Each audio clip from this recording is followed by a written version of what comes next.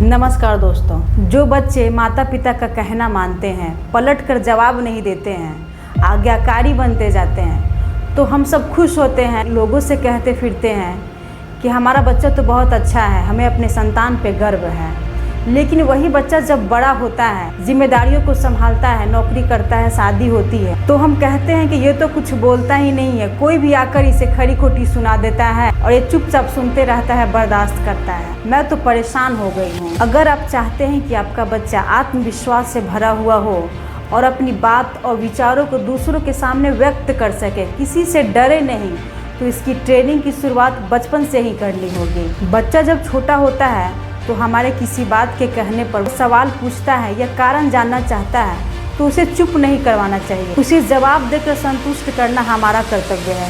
देखिए, बच्चे आसमान से तो नहीं टपके हैं, हमारे माध्यम से ही इस दुनिया में आए हैं, इसलिए उनकी सवालों का जवाब देना हमारा फर्ज है। बच्चों के अंदर बहुत उत्सुकता होती है और इसमें कोई गलत बात नहीं है। यदि बच्चा किसी बात पर तर्क करना यह दर्शाता है कि वह मानसिक रूप से मजबूत है, उसकी बुद्धि तेज है, और जो बच्चे हाँ में सर हमेशा हिलाते रहते हैं, वो उनकी मंद बुद्धि को दर्शाता है। ऐसा कहा जाता है कि 5 साल की उम्र तक बच्चों के दिमाग का 90% हिस्सा विकसित हो चुका होता है। आप गौर करते होंगे कि जब बच्चे छोटे होते हैं तो बहुत सवाल करते हैं, दुनिया के हर एक चीज़ को जानने और समझने की बेचैनी होती है उनमें। मेरे घर में ही 2 बच्चे हैं, दोनों सवाल पूछते हैं। मेरी बेटी कहती है कि माँ, हनुमान चालीसा में अष्ट सिद्धि 9 निधि के त्राता का क्या मतलब है। मैंने ही उसे कहा है कि जब कोई चीज़ हम पढ़ते हैं, या मंत्र हो या किताब की चीज़ें हों, तो हमें उसको समझना ज़रूरी है कि उसमें क्या कहा गया है। सिर्फ उसको पढ़ लेना ही काफ़ी नहीं होता है। कई बार मैं उसका जवाब दे पाती हूँ, कई बार कहती हूँ कि अच्छा ठीक है, मैं बाद में बताऊँगी। इसी तरह एक मेरा बेटा है 6 साल का, जो कहता है कि खाना खाने के इसमें मूंछ के पास पसीना क्यों आता है। तो इसका जवाब तो मुझे भी नहीं पता है, लेकिन मैं कोशिश करती हूँ कि उनके सवालों का जवाब दे पाऊँ। और ये पूछता है कि चंद्रमा कभी गोल सर्कल क्यों दिखता है, कभी सी जैसा क्यों दिखता है। तो इस तरह से बहुत सारे बच्चे हैं जो सवाल पूछते ही रहते हैं। हमेशा अपने बच्चों के बात व विचारों को समझने की कोशिश कीजिए कि किस तरह की चीज़ों में वो रुचि रखता है। बहुत से माता पिता इस बात को लेकर खुश होते हैं कि मेरा बेटा तो मेरे डर से कुछ बोलता ही नहीं है, मैं हमेशा उसे कंट्रोल में रखती हूँ। आप न्यूज़ में सुनते होंगे कि बहुत से बच्चे बड़े होकर आत्महत्या कर लेते हैं, अलग अलग कारणों से।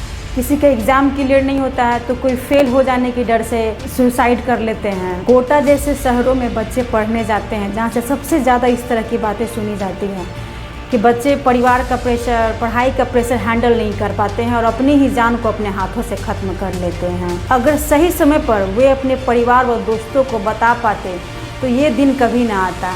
देखिए, बच्चों के लिए घर सबसे सुरक्षित जगह होता है, इसलिए उन्हें हमेशा विश्वास दिलाएं कि वो अपनी मन की बातों को खुलकर आपसे कर सके। हम सबको समझना होगा कि हर किसी को अपनी पसंद का कैरियर चुनने का हक है। माता पिता बिल्कुल भी बच्चों पर प्रेशर न बनाएं। कई बार परिवार के दबाव में बच्चे सफल तो हो जाते हैं, लेकिन जीवन भर नाखुश रहते हैं। कैरियर ऐसा होना चाहिए कि जिसमें बच्चों का मन लगे, वो खुश हो सके, दिल से काम कर सके। समाज को यह सोचना पड़ेगा कि बच्चे जन्म तो हमारे घर में लेते हैं, लेकिन उन पर हमारा पूर्ण अधिकार नहीं होना चाहिए।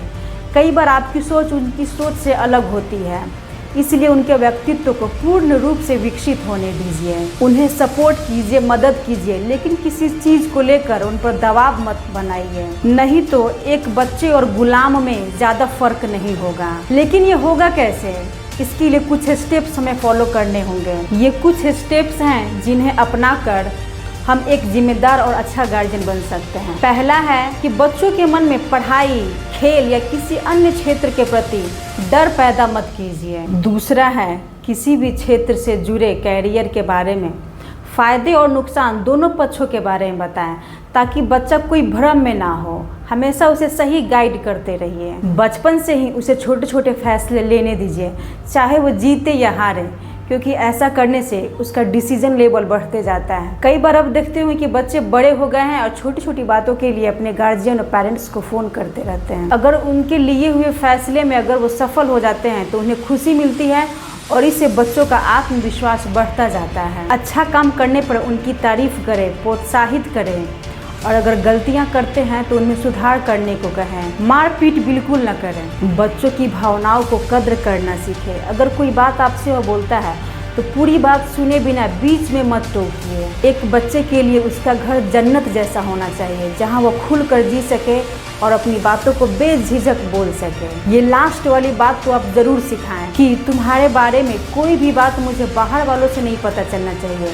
सबसे पहले कोई बात होगा तो तुम मुझे ज़रूर बताना। इन चीज़ों को फॉलो करके हम अपने बच्चों के साथ एक अच्छे संबंध को बना सकते हैं। धन्यवाद।